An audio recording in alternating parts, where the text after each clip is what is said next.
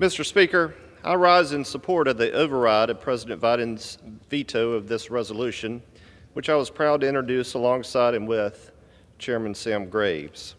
And of course, this repeals the EPA's new Waters of the U.S. rule. Now, I certainly recognize that this administration has never seen an onerous rule it didn't like, but the President's veto of this resolution, reversing one of the federal government's most egregious rules to date, really takes the cake. This resolution passed in both chambers with a bipartisan vote, yet the President and his administration refused to even consider the devastation this new WOTUS rule, if ultimately left intact by the courts, will cause. It, with all its ambiguity and therefore subjectivity, was issued mere months before the Supreme Court is anticipated to decide in Sackett versus EPA, a decision all but guaranteed to update the definition of the WOTUS once again, making this mud puddle of complexity even muddier. While this is clear to many members on both sides of the aisle here in Congress, this administration continues to bow down to the demands of radical environmentalists while ignoring the common sense calls to revoke this misguided rule. Unfortunately, the inconsistency so many of us have said would result from this rule has already begun. Last week, a U.S. District Court judge issued a preliminary injunction on the rule after 24 attorneys general filed suit. However, this only applies in those 24 states, as well as Texas and Idaho, following action within their own courts.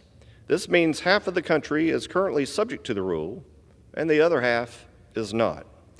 Now, I'm disappointed North Carolina's Attorney General did not join that effort. In North Carolina's 7th Congressional District that I have the honor to represent, storms can bring very heavy rains. Creeks, streams, and rivers are everywhere throughout the landscape. Water lingering for short periods of time could easily be classified as a WOTUS, depending on the viewpoint of the bureaucrat making the judgment. Heavy fines, litigation, and even prosecution can and does result. Further, the overregulation and broad scope of interpretations of this rule have grave implications for cattle, poultry, and hog farmers in North Carolina. These farmers are often victims of environmentalists and trial lawyers looking for a gotcha moment in their quest to upend the efficiency and sustainability of our food system. The WOTUS rule puts a target on their backs, and it's why my colleagues on the other side of the aisle that also represent strong agriculture communities supported this resolution. So this vote today, Mr. Speaker, is an opportunity for our legislative body to exercise one of its most basic but fundamental responsibilities, to serve as a check on the executive branch when it goes against the will and interest of the American people. So, Mr. Speaker, this WOTUS rule clearly does that.